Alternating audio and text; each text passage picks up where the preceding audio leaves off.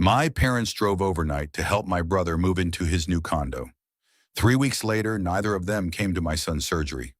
Hospitals make us uncomfortable, Mom said. Then my dad walked into my office holding papers with my name on them and said, "We need..." Before we dive in, one small thing. If you've watched more than one video on this channel and haven't subscribed yet, today's the day. It's free, it's fast, and it genuinely helps us keep doing this. Thank you.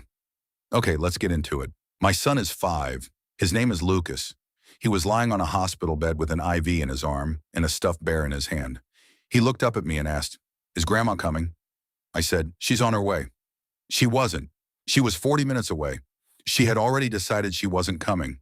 Hospitals make us uncomfortable, she told me that morning. And I understood. And I remembered that when my father walked into my office 2 months later holding papers with my name on them. My name is David. I work in commercial lending. I review documents for a living. I assess risk. I decide whether a signature is worth the paper it's printed on. That skill set is the reason my father came to my office. It is also the reason he left without what he came for. Let me tell you about 2 rooms. One I sat in alone. One I sat in with power. The story doesn't work without both. But first, the hospital. 2 weeks before the surgery, we were at my parents' house for Sunday dinner. Lucas was sitting on my mother's lap. She was cutting his chicken into small pieces. He told her about the surgery. He was nervous. He said the doctor told him he would have a tube in his arm. My mother held his hand. She looked at him and said, "Grandma and Grandpa will be right there when you wake up. We promise. We'll be the first faces you see." Lucas said, "You promise?" "I promise, sweet boy." He relaxed. He went back to eating his chicken. The promise was made, in front of everyone. My brother Kyle was there, his wife, my wife Claire. Everyone heard it. The night before surgery, Lucas drew a picture. Him in the hospital bed, Grandma on one side, Grandpa on the other, Dad at the foot of the bed, 4 stick figures, crayon. He put it in his backpack because he wanted to show them when he woke up. Surgery morning. 5:30 a.m. Lucas was already awake. I heard him talking in his room. When I walked in, he was sitting on the edge of his bed holding Captain. He was wearing his pajamas with the rockets on them. His hair was sticking up on one side. "Dad, is today the day?" "Today's the day." "Will it hurt?" "The doctor said you'll be asleep. You won't feel anything." "What about Captain? Will Captain be asleep too?" "Captain will be right next to you the whole time." He nodded. He adjusted Captain's arm so it was straighter. He was taking care of his bear the way someone takes care of him. "Dad?" "Yeah?" "After the hospital, can we get ice cream?" "Absolutely." "Chocolate?" "Whatever kind you want." He smiled. The small smile of a kid who is nervous about something, but trusts his father enough to be excited about what comes after. I helped him get dressed. He wanted to wear his favorite shirt, but I told him the hospital would give him a special outfit. He thought that was cool. "Like a uniform?" "Kind of." "Do doctors wear uniforms?" "They do." "Do I get to keep mine?" "Probably not." "Samani buddy." "That's okay." He put Captain in his backpack next to the drawing. He zipped it up carefully. Then he carried it to the kitchen and set it by the door. Claire was packing his bag, change of clothes, snacks for after, his water bottle. She was moving around the kitchen quietly. She had been quiet since last night. We both knew the surgery was routine. We both also knew that routine is a word adults use to manage their own fear. Lucas didn't know the word routine. He just knew that today was the day Grandma and Grandpa promised to be there. I called my mother at 6:15. "We're heading out. Surgery is at 8. You still coming?" Silence on the line. Then, "Honey, your father and I talked about it last night. Hospitals make us uncomfortable. You understand?" I stood in my kitchen holding the phone. Claire was in the next room getting Lucas's bag ready. I could hear Lucas talking to Captain.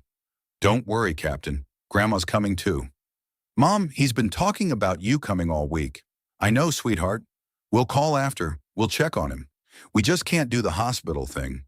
You know how your father gets." "He's 5. "I know. He drew a picture of you being there." "That's so sweet." "We'll see it when he's feeling better." She said it the way she says everything difficult. Warm tone, wrong content, the voice of a woman who has learned to make refusal sound like concern. I didn't argue. I said, I understand. I shouldn't have said that. That sentence is the thing I'm most ashamed of. I gave her cover. I made it easy for her to stay home. I hung up. I walked into Lucas's room. He was putting Captain in his backpack next to the drawing. Let's go, buddy. Is Grandma meeting us there? She's on her way. That's the lie, right there. 4 words, said to a 5-year-old with a bear in his hand on the morning of his surgery. I became a liar at 6:20 a.m. to protect parents who were sitting in their kitchen 40 minutes away, deciding to be comfortable. We drove to the hospital. It was still dark outside. The streetlights were on. Lucas sat in the back seat with Captain on his lap. He talked the whole way. Dad, will the doctor be nice? Very nice. What if I don't like the uniform? You'll only wear it for a little while. Will you be there when I wake up? I'll be right there. Promise? I promise. He looked out the window at the passing lights. Oh, Dad? Yeah. I think Captain is a little scared. Captain will be fine. You'll both be fine. I'm not scared. Captain is. Okay. You hold on to him and he won't be scared. Lucas adjusted Captain on his lap so the bear was facing forward. He held him tighter, taking care of his bear the way someone takes care of him. The hospital was quiet at 7 a.m. The parking lot was half empty. I carried Lucas's backpack through the automatic doors. The hallway smelled like disinfectant and coffee. The lights were bright, too bright for 7 in the morning. We checked in. A nurse named Rosa took us to the pre-op area. She had a kind face. She talked directly to Lucas, not over him. What's your bear's name? Captain. Captain, that's a brave name. Is he here to keep you company? He's a little scared, but I'm not. Rosa smiled. I think Captain picked the right person to be with today. Lucas put on the gown. It was too big. The sleeves were rolled up twice. He looked at himself. I look funny. You look great, I said. I look like a ghost. A very cool ghost. He laughed. He sat on the bed with Captain in his right arm. Claire arrived at 7:30. She had dropped the overnight bag at the nurse's station. She walked in and kissed Lucas's forehead. Hey, brave boy. I'm not brave. Captain is brave. You're both brave. Rosa came back to put the IV in. She explained it carefully. She let Lucas choose which arm. He chose left because Captain was in his right. She was gentle. The needle went in. Lucas watched it. He didn't cry. He squeezed Captain tighter. Then he looked at the door. Dad, when is Grandma getting here? Soon. Buddy. He watched the door for the next 10 minutes. Every time footsteps passed in the hallway, his eyes moved to the doorway. Every time it was someone else. A nurse, a doctor, another family. Never the face he was waiting for. Claire sat next to me. She looked at Lucas watching the door.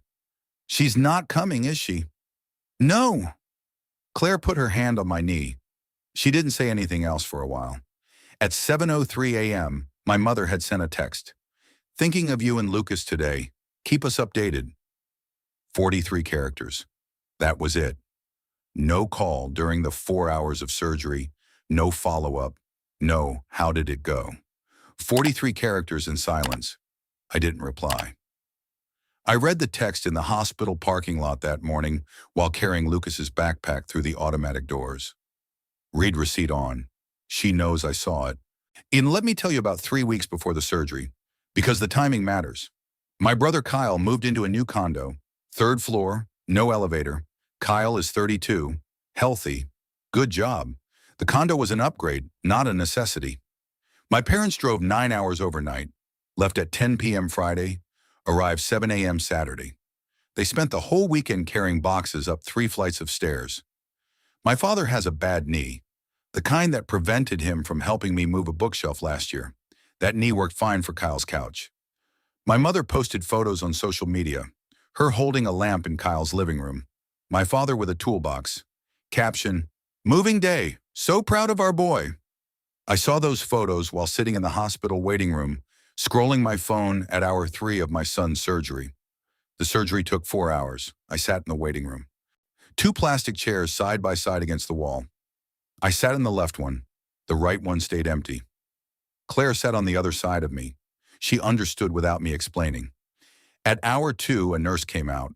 Everything's going well. He's doing great. I nodded. Across the room, a grandmother was knitting something small. Next to her, a mother and a father and an aunt. All there for one kid. 4 people in 4 chairs. I was in one. The grandmother looked at me. She looked at the empty chair next to me. She leaned over and said quietly, "Is someone coming to join you?" "No," I said. She looked at me a moment longer. Then she went back to her knitting. She didn't say anything else. She didn't need to. At hour 3, I went to the bathroom. I stood at the sink and washed my face. I went back to the chair. At hour 4, the surgeon came out. Mars scrubs. Mask pulled down, smiling. "Lucas did wonderfully. Everything went smoothly. He's in recovery now." "Thank you." "Is it just the 2 of you?"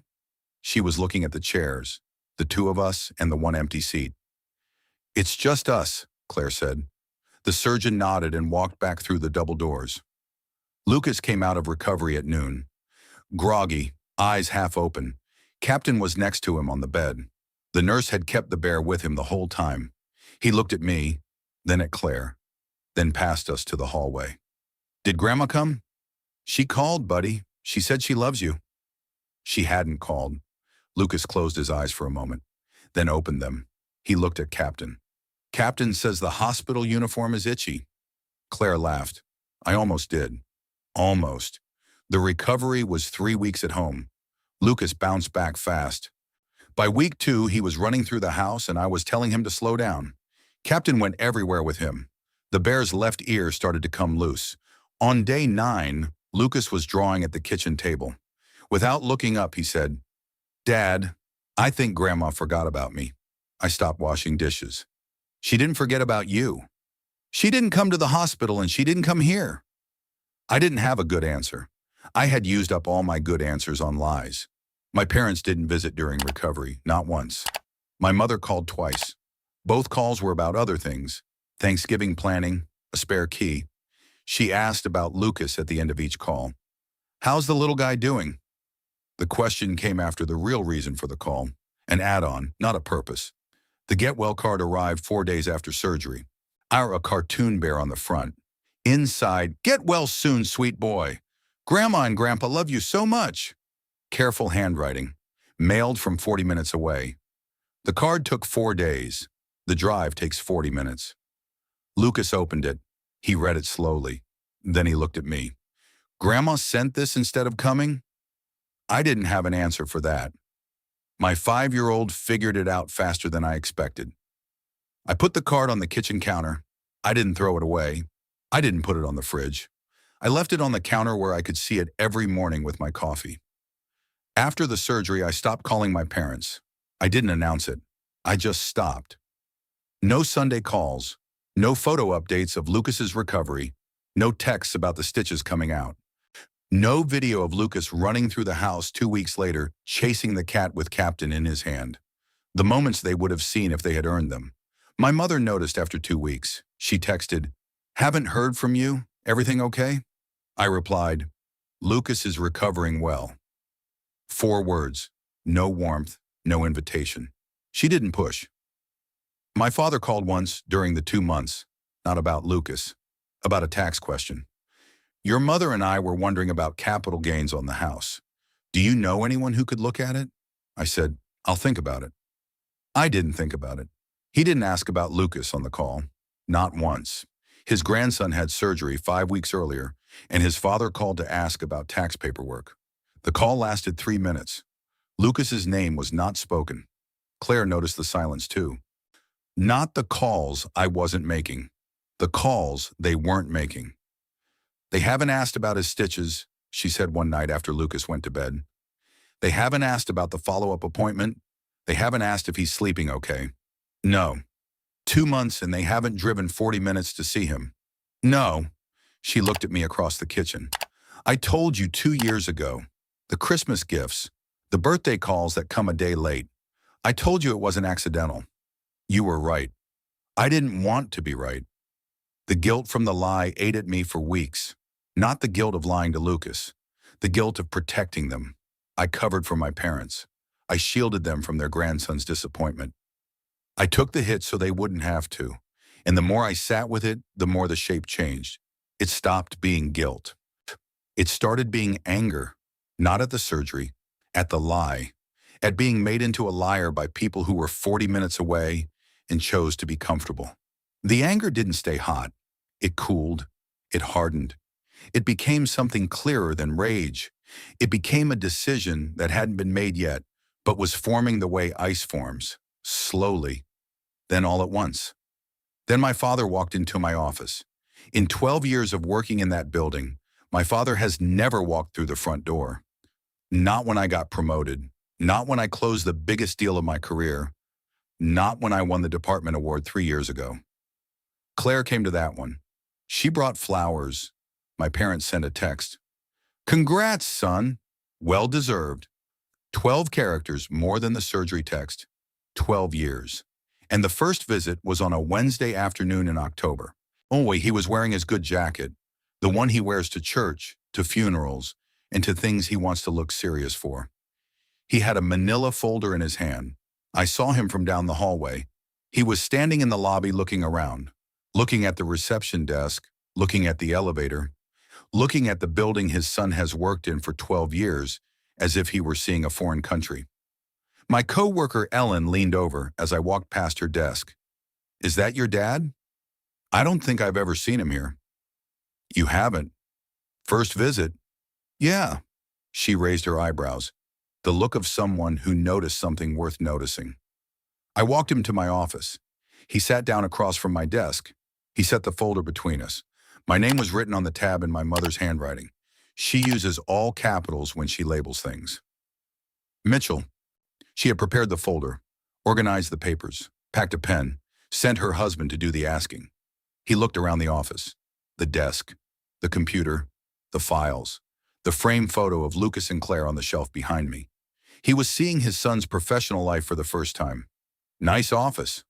"Thanks." He looked at the photo of Lucas. "He's gotten big." "He has." "How's he doing? After the procedure?"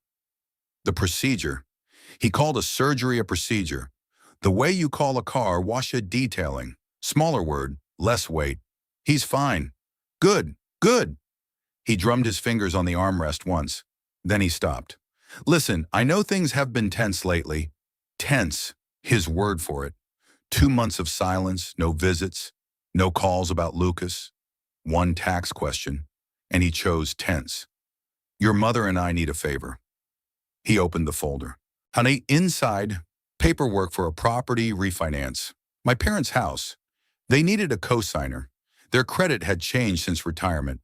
The bank required someone with income and employment history. My name was already printed on the signature line. My mother had typed it there. They were that confident I would say yes. It's a formality," he said. "The bank just needs a working co-signer. It won't cost you anything." I looked at the papers. His name, my mother's name, my name on the dotted line. A pen was already in the folder. She had packed a pen. "The last time I needed you," I said, "you sent a text message." His face changed, not dramatically, a shift around the eyes. The look of a man who thought the conversation was going one direction and felt it turn. "That's not the same thing." "You're right, it's not. And a text is 43 characters. This is a 30-year mortgage." "David, this is business. This is separate from the hospital. You came to my office for the first time in 12 years. You're sitting in a chair nobody in this family has ever sat in. You brought paperwork with a pen already in the folder. This isn't separate from anything. This is exactly the same pattern. You show up when you need something. You stay home when someone needs you." He shifted in the chair. His hand went to the armrest. He gripped it once, then released. "Your mother feels terrible about the hospital. She told me hospitals make her uncomfortable. She didn't mean it like that. She said it at 6:15 in the morning while your grandson was talking to his stuffed bear about grandma coming to the hospital. She meant it exactly like that. She was worried. She gets anxious. She wasn't too anxious to drive 9 hours for Kyle's furniture." My father's mouth opened, then closed. He didn't have a response for that. The 9 hours was the number that broke every excuse. You cannot claim anxiety and drive 9 hours in the same month. I pulled out my phone. I scrolled to the text. I turned the screen toward him. This is what you sent the morning of your grandson's surgery. 7:03 a.m. 43 characters. Thinking of you and Lucas today. That's what Lucas got from you while he was lying in a bed with an IV in his arm, asking where his grandparents were. He looked at the screen. He read the text. His expression changed. Not guilt exactly. Recognition. The face of a man seeing evidence of something he convinced himself was enough. I read that text in the hospital parking lot, I said. Sworn it while carrying Lucas's backpack and his bear through the automatic doors. Alone. A knock on the door. Ellen leaned in. Sorry, I brought coffee. Thought your dad might want one. She set 2 cups on the desk. She looked at us. She looked at the folder between us. She left without asking questions. My father picked up his coffee. He held it but didn't drink. His hands needed something to hold. His phone rang. He looked at the screen. My mother. He answered it. Linda, I'm still here. Pause. No, he hasn't signed yet. Another pause. He looked at me. She wants to talk to you. No. David, just hear her out. She can hear me out. Put her on speaker. He hesitated. Then he pressed the button. My mother's voice filled my office. David, honey, I know you're upset. I understand. But this thing with the house is separate from the hospital. Your father and I need this. You needed to be at the hospital too. We talked about this. I told you we were uncomfortable. And I'm telling you I'm uncomfortable. With this. With signing my name for people who didn't show up when a 5-year-old needed them. That's not fair. You promised Lucas, at dinner, in front of everyone. You held his hand and told him you'd be the first face he sees. Then you called me at 6 a.m. and said hospitals make you uncomfortable. He drew a picture of you being there. He put it in his backpack to show you. He watched the door for 10 minutes waiting for your face. He asked me twice if you were coming. I lied to him. I told him you were on your way, twice. Because I didn't want him going into surgery knowing his grandmother broke a promise. The line was quiet. I didn't know he asked for me. He's 5. Of course he asked for you. The line stayed quiet. I could hear her breathing. The breathing of a woman whose rewrite just met the original text. My father reached over and took the phone off speaker. He said something quiet to her. Then he hung up. He put the phone in his pocket. He looked at me. What do you want me to say? I don't want you to say anything. I wanted you to be there. He was quiet. I could hear the office sounds through the wall. Phones ringing. Someone laughing down the hallway. Normal Wednesday afternoon sounds around a conversation that was not normal. I closed the folder. I slid it back across the desk. I've reviewed this. When I'm not signing it. Just like that? You decided just like that when you didn't come to the hospital. He opened his mouth. I held up my hand. Signing this makes me uncomfortable. You understand? The word landed. I watched it hit. His jaw tightened. His eyes moved to the folder, then to me, then to the desk. The word uncomfortable had crossed the room and arrived where it started.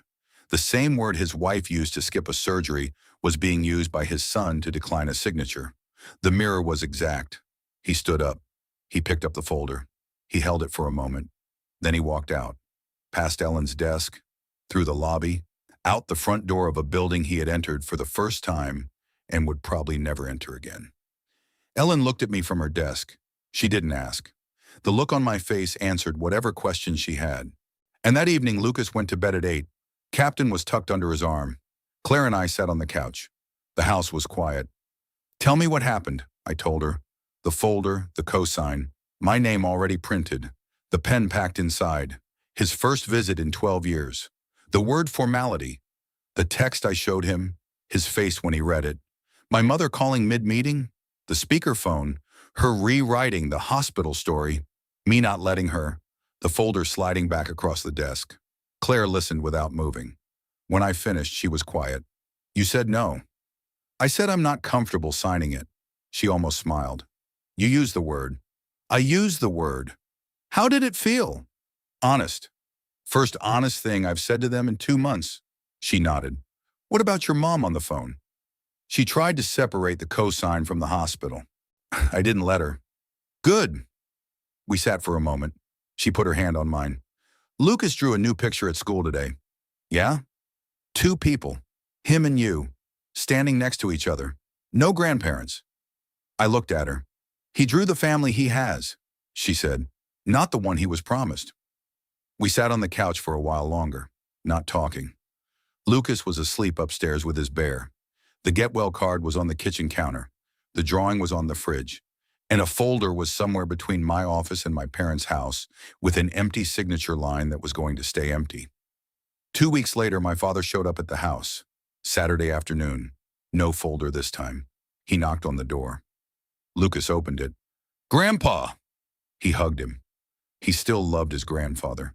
Kids forgive faster than they should. And my father played with Lucas for an hour, sat on the floor, read a book, built a tower out of blocks. Lucas knocked it down 3 times and laughed every time. My father rebuilt it every time. I watched from the kitchen. I made coffee. I didn't interrupt. Then Lucas went to the bathroom.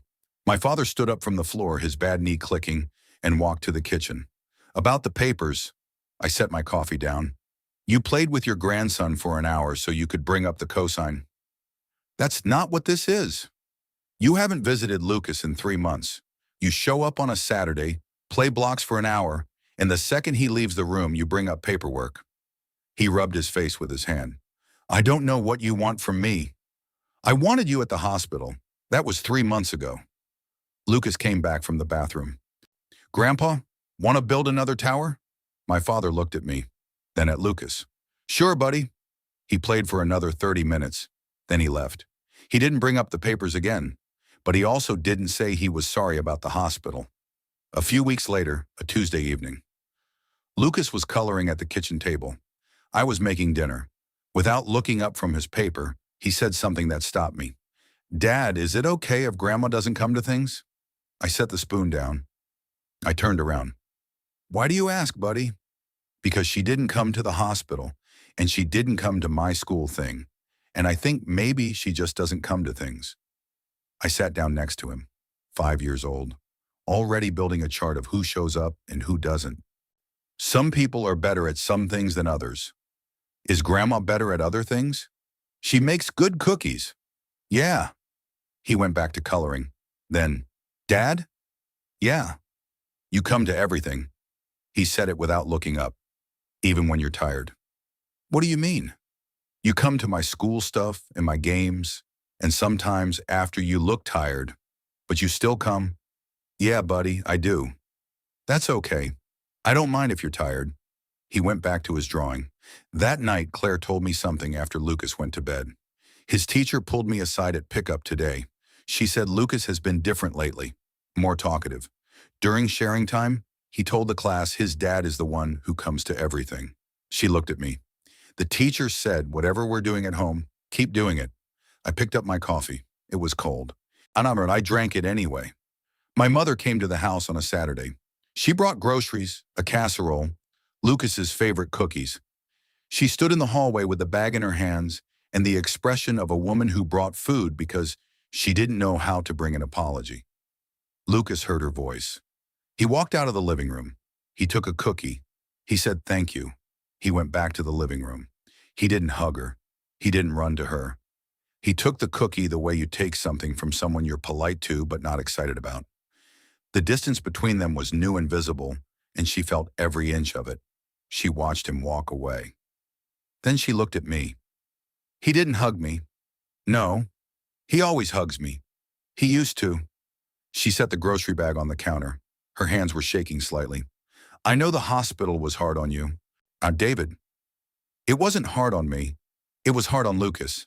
He asked for you. Twice. I lied to him. Both times. I told him you were coming. I told him you called and said you love him. Neither of those things were true." She looked at the floor. "I didn't know he asked for me." "He's 5, Mom. Of course he asked for you. You promised him. At dinner. In front of everyone. You held his hand and told him you'd be the first face he sees when he wakes up. He drew a picture of it. I saw the card I sent. I thought that was enough. The card arrived 4 days later. The drive takes 40 minutes. The card took longer to arrive than you would have taken. That's not enough. That's a replacement." She put her hand on the counter to steady herself. "We're losing him." "You lost the surgery. You lost the recovery visits. One, you lost 2 months of his life because driving 40 minutes to a hospital was less comfortable than driving 9 hours to carry your other son's furniture. I didn't lose anything. I was there. Her eyes filled. You're punishing us. I'm not punishing you. I'm not signing a piece of paper for someone who wasn't in the room when a 5-year-old needed them. That's not punishment. That's a decision. She didn't stay long. She left the casserole on the counter next to the get well card that had been sitting there for 2 months. 2 items from the same woman, both sent instead of showing up. On her way out, she stopped at the fridge. The drawing was there. Lucas's drawing from before surgery. Him in the bed, Grandma on one side, Grandpa on the other, Dad at the foot, 4 stick figures in crayon. She stared at it. I watched her stare. She raised her hand like she was going to touch it. Then she dropped her hand. She recognized herself. The crayon stick figure with the smile. Standing next to a hospital bed she never visited, promising something she never delivered. Drawn by a boy who believed her. She didn't say anything about the drawing. She couldn't. She walked to the door and let herself out. She closed it quietly behind her. The drawing stayed on the fridge. Weeks later, a Saturday morning. Lucas was in pajamas at the kitchen table. Captain was on the chair next to him, loose ear pointing sideways. The get well card was still on the counter. The drawing was still on the fridge. Dad, can we have pancakes? I set down my coffee. Yeah, buddy, pancakes. I got out the pan, the mix. Lucas sat at the table and told me about a dream he had. Something about Captain driving a rocket ship to the moon. And then Captain found cheese on the moon because Marcus says the moon is made of cheese. Marcus knows his stuff. He laughed. He pulled Captain onto his lap and made the bear do the rocket landing on the table. The kitchen was warm. The pan was heating. The morning was ordinary. The card was on the counter. 2 months old. The drawing was on the fridge. 4 stick figures. The folder was in my desk drawer upstairs. Unsigned. The pen my mother packed was still inside it. Dad, is the pancake ready? Almost. Can I have 2? You can have 3. 3. 3. He grinned. The grin of a boy who is safe and fed and sitting in a warm kitchen with a bear on his lap and a father who shows up. I flipped the pancake. Lucas kept talking. The morning was ours. I glanced at the drawing on the fridge. 4 stick figures. A family that was promised and a family that showed up. They were not the same. The drawing was hope once. Now it was history, and the morning was ours. Thanks for staying until the end. If this one hit something, subscribe. I'll see you in the next one.